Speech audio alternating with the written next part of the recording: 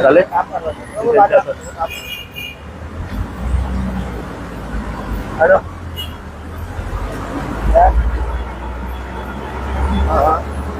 झालं क्लिअर.